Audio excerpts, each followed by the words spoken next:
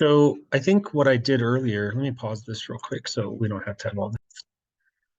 That you'll hopefully find this to be smooth and easy. And as always is the case, like if things don't feel perfect today, I just understand as a learner that whole idea of multiple coats of paint. So if today feels like pretty good, then hopefully the one that I give you after this will feel really good. That's the idea, is get that second coat on there. So um for problem one, did I resume? Oh, I did. Good, good. So for problem one, what I like to do, and I'll do this pretty much the same way every time. There are exceptions to that, but generally, every time I'm going to go through and work with the numbers first. So I'm going to look at 42, and then I'm going to hunt around the bottom floor and look for anyone. What can 42 and 28 both be divided by? Say again? 7 is a good answer. And that's honestly what I was going to say. And then someone earlier today said 14, which is really cool, but let's go with what you would have spotted. I am assuming you would have spotted 7. So 42 divided by 7 leaves 6, and 28 divided by 7 leaves 4. All right, and then you just keep going with this process until you're ready to bail out and figure out that there's nothing left to do. What else do we see? 12 and 9 for sure. And I want you to note that I'm very deliberately not going to say negative 12, because I look at it like this. I say in this entire problem, there is one negative. So if I just go out of my way right now to just acknowledge what that means that the whole answer is going to be negative, then I never have to talk about that negative again. That's a pretty strong strategy to go through and just simplify your life in every problem and just count negatives and then put it into your answer or don't, and water under the bridge. So anyways, yes, the 12 and the 9 can both be divided by what? 3, leaving the 12 as a 4 and the 9 as a 3. What else? Keep going. Yeah, I mean, the 4s are just literally just a clean kill. 4s are both gone. And then, of course, the 6 and the 3 make 2, right? And so what I know at this point in time, an inescapable fact, is that when all of the smoke clears on all of those numbers, I cannot avoid two things. My answer will be negative, and there will be a 2 on top, like end of conversation kind of thing. And now it's time to go through and do your X's. It's the old mash and minus, and you can do this as quick as you want. But if you go straight across on the X's, there are 10 in the first spot and 1 in the second spot for a total of 11. And then if you do the Y's, there's 8 and 4, which makes 12. And then if you go across and mash the X's, you get X to the 12th. And there are very few Y's, but you do get 3. Any questions about that? Now it's time to just subtract like a champ. Don't ever mess up 11 minus 12. What is 11 minus 12? Yeah, it's -1. So I want to make sure now when I rebuild my answer that I understand that what that means is that I am going to have X to the power of 1, but it's going to go in the bottom because it was -1. That's just common sense. Like if you think about it, there were 11 up here and 12 down here. Obviously, when they go on a killing spree, the leftover 1 is going to be where there used to be more, right? And what about the Y's? What's 12 minus 3? And since it's positive, it goes on top. And that's that. Good, good. Okay.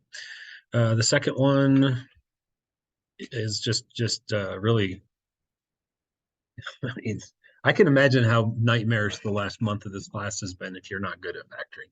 And I think most of you, or almost maybe all of you, are really good at it. So it's probably been like a walk in the park. This upper left factors into X minus 1 times X minus 5. This lower left factors into X plus 2 times X minus 1. And I'm going to color code this for your educational convenience. Pay attention to the fact that this is a division sign, which means that this minus thing that I'm circling in red is actually going to be written on the top. So when I factor the bottom, I'm really going to put it up there. So the bottom thing in red factors into X plus 2, X plus 3. And I choose to put it up here. I shouldn't even say it like that. I'm not choosing. It's just what I have to do. And then, of course, there's the green stuff here. And that, remember, because of the dot flop, is going to now wind up downstairs. And that's X minus 5 and X minus 9. Any questions yet? What's nice about this is like a little bit of a warm-up-y problem, is that it's just there's no GCF. no cubes, there's no multi-layer. It's just a nice little relaxing warm up. So now you get to the I shouldn't call it fun, but the good part where you get to just cross things out. So like x minus 1 and x minus 1 cancel, minus 5s cancel, plus 2s cancel, and that's it. Do not leave your answer like this and expect me to decode it. I'll just mark it wrong. So your answer, did I forget something, Layla? Instead of x plus 2 and x plus 3, can you also do x plus 6? No, because they have to multiply to make a positive 6. So they both have to be the same sign. So what you said would have been great if there were a minus 6 at the back, then they'd have to be one of each, but not this time. Good. So again, don't leave your answer like this and expect your reader to pluck out. That's a big no-no. The answer is explicitly x plus 3 over x minus 9. And you don't need parentheses because there's no multipliers up there with them. Yesterday I was trying to cancel everything out and stuff. Y'all better? Yeah. Okay. And again, apologies for the weird photocopy thing. It's not even, it was a printer issue, not a photocopier. So are we good on 1 and 2? Good. Okay. Then I am going to head down to problem 3. 3 is where I really I know I'm being annoying when I even annoy myself. Like if I do my own test and I'm kind of like bothered, then I might have gone too far. There's a lot of GCFs now for the next like 10 minutes. So that top left, what is my GCF? Perfect. Negative 2x. And then that does leave behind x squared plus 8x and minus 9. So I'll come back to that in a minute. What I like to do is go through and just kind of ring out all of the GCFs first, and then come back and do the actual factoring afterwards. So what is my GCF down in the lower left? Yeah, just 3. It's not very exciting. And then we get x squared plus 7x minus 18. How about my upper right? Definitely 5x to the third times. Yep. And that one's actually done. So like that one, I can kind of move into position and just say like, okay, there's no more I can do with you. Unlike these other 3 where we pull out a GCF and then there's more work to do. What's my GCF in the lower right? Yeah, just x. And that leaves behind x squared plus 3x minus 4. So the test now is, can I factor the things that are in parentheses? And by this point, I assume that the answer is, well, of course I can. So let's start upper left. What does this up here factor into? X plus 9. Perfect. X plus 9 times x minus 1, and then I bring down my GCF. So upper left is ready to rock and roll. How about lower left? What's that? Nice job. X plus 9, x minus 2. And again, just GCF tagging along. And then finally, what's lower right? Totally. It's all about those signs. That sign in back is a negative. You need one of each. If the sign in back is a positive, they're both going to be the same. So at this point in time, everything that I have not erased is like ready to be canceled. So it's like open season now on everything that you see. Again, I don't think it's fun, but it's kind of the most rewarding part of the problem is like at the end getting to cross some things out. So my plus 9s are going to go, my x plus 9s, my minus 1s, my minus 2s. Sure. So what if you had x minus 2 and x minus 2? Is that talking about the both on top? They can't interact with each other. No, Yeah. the only things that can cancel are anyone living in floor 2 and anyone living anywhere on floor 1. Sideways is no go. Okay. So we're not quite done. The only thing I can really say about my answer with absolute definitive certainty right now is, well, there's 2 things. Number 1, my answer is going to be negative, right? Because there's 1 negative in the problem. So we don't have to worry about that anymore. And I can also say definitively that my answer is going to have an x plus 4 in the bottom. because this factor that I'm underlining right here, he survived the slaughter. So it's a question now, like, am I going to need parentheses around that x plus 4? I don't know yet, because I don't know if there's going to wind up being a multiplier down there. So what we have to do now is go through and work with all the numbery parts. So I'm going to circle some numbers in red. There's a 2 and a 5, which make 10. And on bottom, there's a 3. And last I checked, 10 and 3 are unreducible, right? So I'm going to put a 10 up on top and a 3 on bottom, and that 3 now demands that we parenthesize the x plus 4 because there's a multiplier. And he's like, you got to group that stuff up. And then let's talk about x's. On top, there's 1 x right there and 3 x's for a total of 4. And then I see only 1 on bottom, and 4 minus 1 is 3. So I should have that. Just a process, man. Like, not hard, just takes time. Yeah. Any questions on 1, 2, or 3? All right, let's head to number 4. Sorry again about the GCFs. It's one of those sorry, not sorry things. Like, it's what we do. So the GCF in the upper left is x squared, and that leaves behind x squared minus 25. The GCF in the lower left is 6x, which leaves behind x squared minus x minus 20. Now, again, pay attention. The bottom will become the top because it's division. It's really, really easy to overlook that. I know because I did it earlier today when I was working these out this morning before school. I flopped yesterday on number 2. In the beginning, and then when I transferred everything again, I didn't flop, and I Yeah. left it again. It's weird. The human brain is nutso. So anyways, just try to get it while you can. So I'm going to take that purple thing and I'm actually going to GCF it up to the top.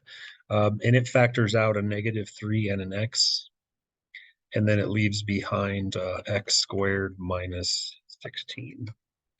And then the thing that is on the top, I need some better colors. The thing that's on the top will go to the bottom. And its GCF is x to the 8th. And that leaves behind x squared plus x minus 20. And now we factor. That's not real factoring. That's kind of like chicken poo factoring. Now you got to do the real stuff. What is my upper left?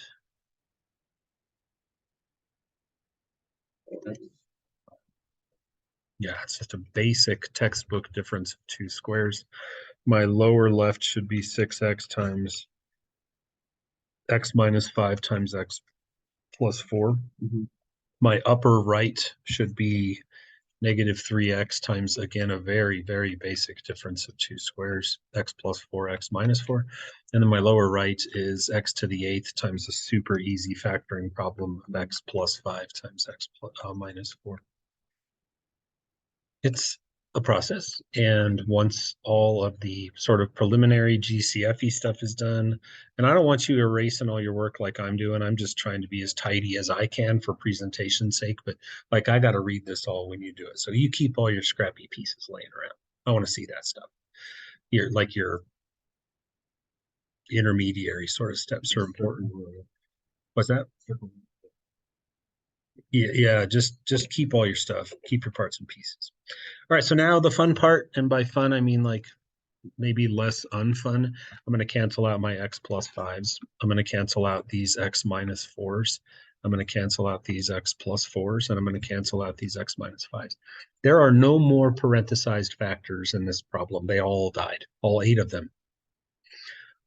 Which tells me now I'm down to the end where I just need to consider the basics. First off, will my answer be positive or negative? Okay, so I know that my answer is negative, and it's going to be a fraction probably. And now it's time to go through and work with just the numbers. There's not a lot of meat on the numbers bone here. There's a 3 and a 6. And what do a 3 and a 6 reduce to? A 1 and a 2.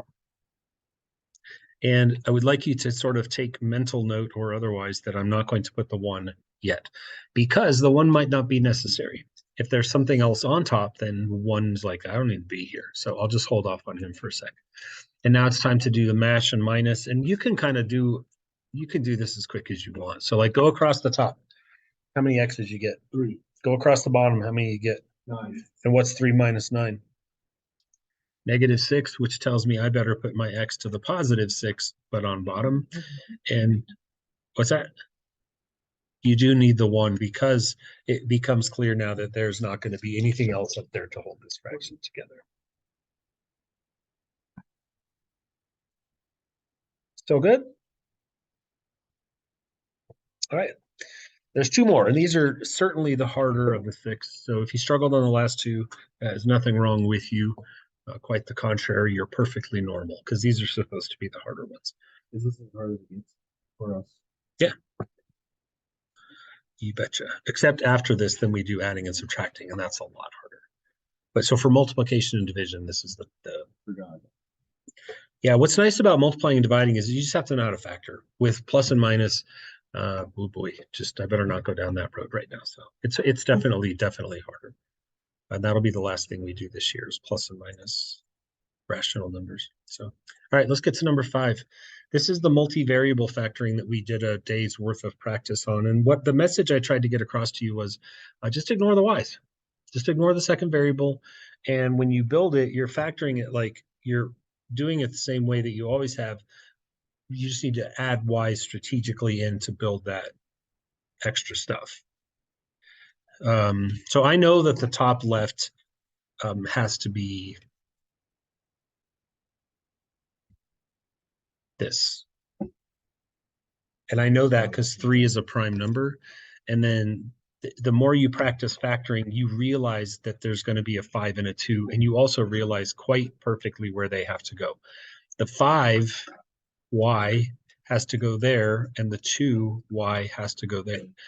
And I'm sorry if you're still not seeing that. Like I really am. It's just that it's a dynamic. It's a balance power issue. We place things like that to make certain numbers happen. Like there's my 5xy and there's my 6xy. And I know I have to make one of them negative. And then that 5 and that 6, that's where I get my 1 or my -1, which is what I want in the middle. So that's why we know to put those numbers there. So I need a plus and a minus, and I want minus to win the fight. So my 6 is my outer one. I want to make that one the stronger, the minus, and then give the weaker the plus. So that's upper left. I'm going to skip lower left just because I have a trick to show you, a strategy that I would like to give you. So I'm going to skip it. We'll come back to it and you'll see what I mean. I hope. Pay attention. This is a flopper. So I am going to take the easier one, which is this purple one, and I'm going to factor it and drop it to the bottom so that it flops properly. So that one is a +2 and a -3. So that one's going to be x plus 2y times x minus 3y.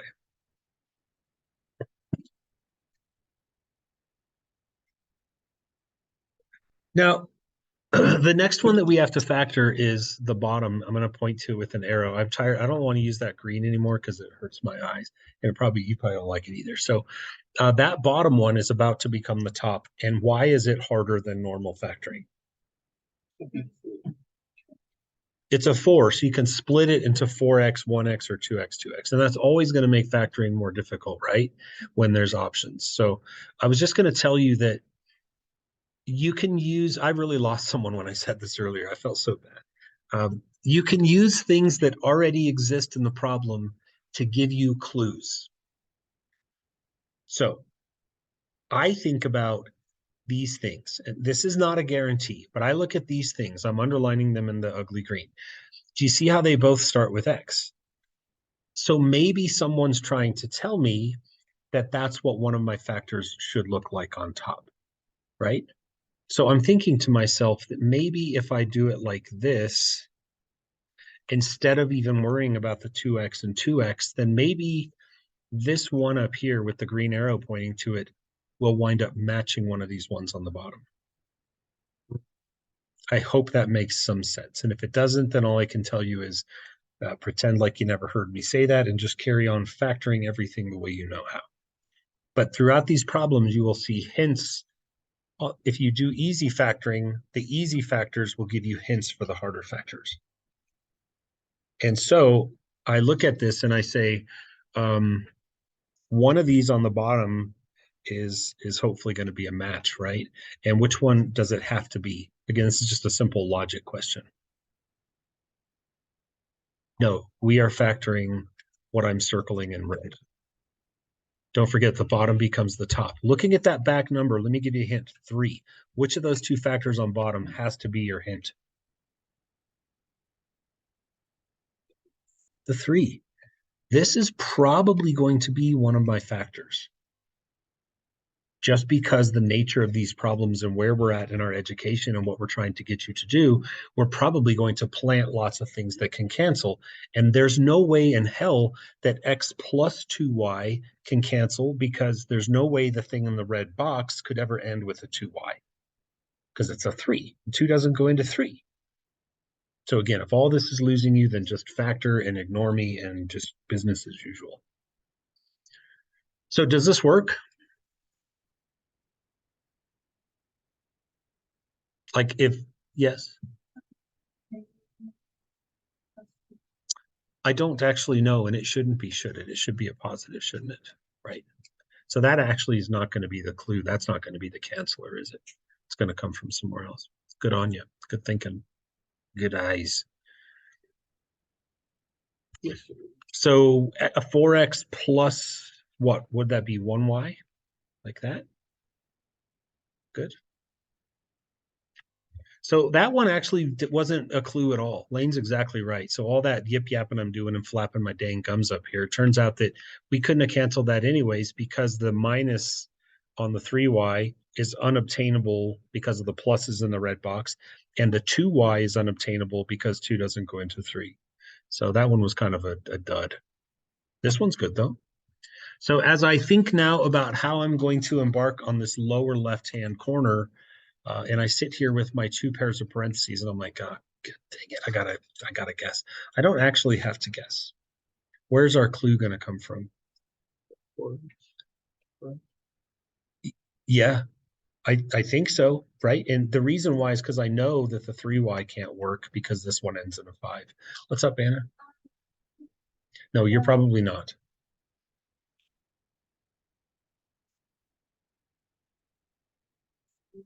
Yeah.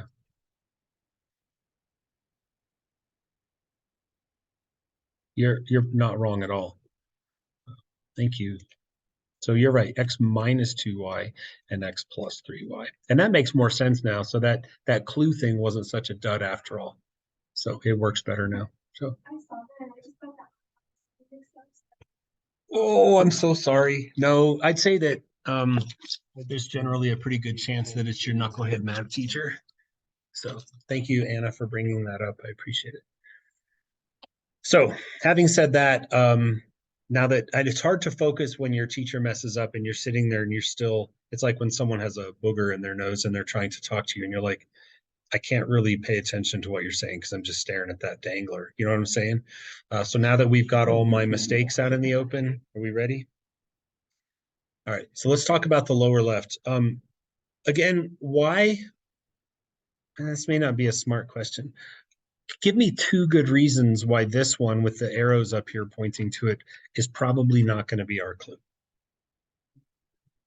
Because it ends in a 3 and the one I'm trying to factor ends in a 5. And now that we've fixed my stupid mistake, because it's already canceled out. Good. So he's kind of a double poopy. So all signs are pointing to this 4x plus y, like, hey, I'm your clue.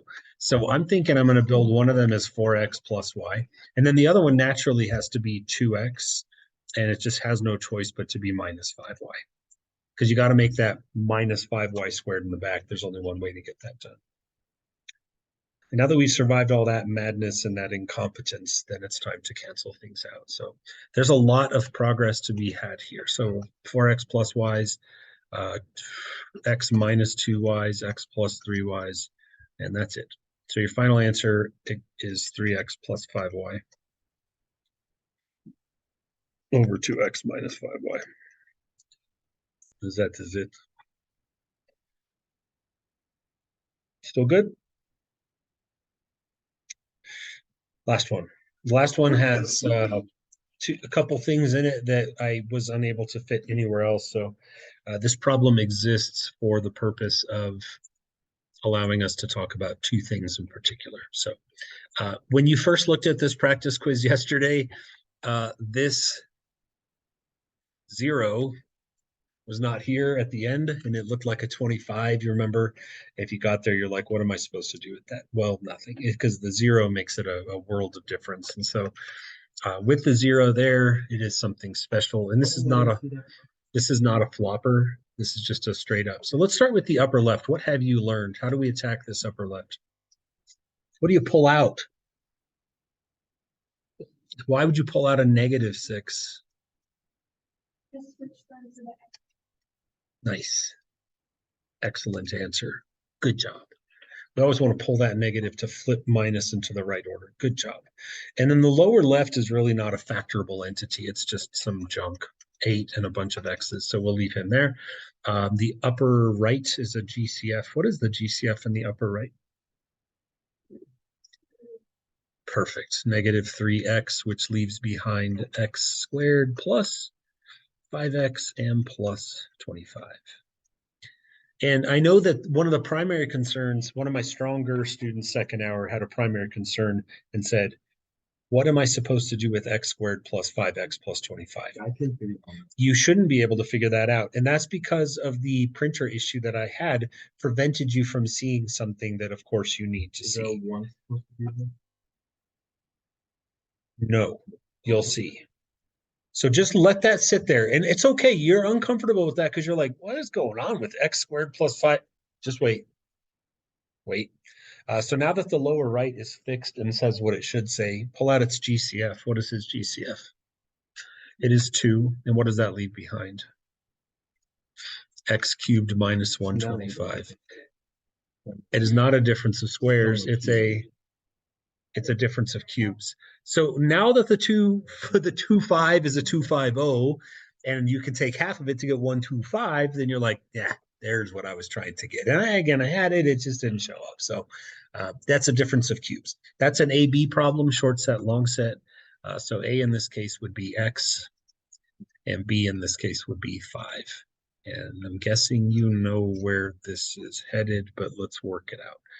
So when I short set, long set, factor that down, my bottom right is now 2 times short set, long set. What is short set?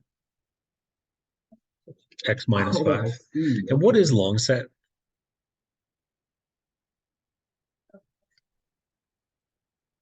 And that's when it hits you that, oh, I see. So that x squared plus 5x plus 25, I'm not going to plant stuff like that and just have it be there to psychologically or emotionally torture you. Like, I'm trying to almost make a game out of this for you where you're going to go through and factor the heck out of things and hunt down as many things. So I'm not going to toy with you, not on purpose. So anyhow, now that everything is fully factored, get them all into proper position. So my upper, this is all just work, which, like I said, I'm going to get rid of. I don't want you to. And now that everyone's in position, it's time to just start doing your thing. So a lot of things go poof. So my x minus 5s are now cancelable. My long sets are fully cancelable. And I'm left, the way I personally did this one was, first off, I went through and I looked and I was like, hey, look, there's a negative there and a negative there. So my answer is positive. So I never have to think of those again. And then I just went, in a case like this, I didn't think it was worth it to go through and go like cherry picking 6 and 2 and 8. I just, what the heck? On top, what is 6 times 3? And on bottom, what's 8 times 2? And so I just reduced it right down just in my head to 9/8. And you're welcome to do that quickly as well. So I know for sure that my answer is positive, and I know for sure that it has a 9 and an 8. And now I just got to tend to the x's. How many x's we got on top? 1. Just 1 x. How many we got on bottom? 4, and 1 minus 4 is -3. So x to the third just goes on bottom. And that is it. That's how the flow was supposed to go.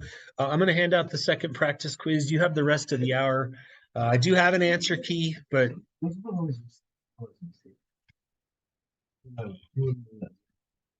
well, there were like 5 things missing. When you guys got your copy yesterday, there was this 54 was missing, the 45 was missing, there was a variable missing. I could not figure out what was going on. But like I said, I figured out if I went back and retyped that part of it, it came back and like brought it back to life, so to speak, and then the printer would see it. So that's that.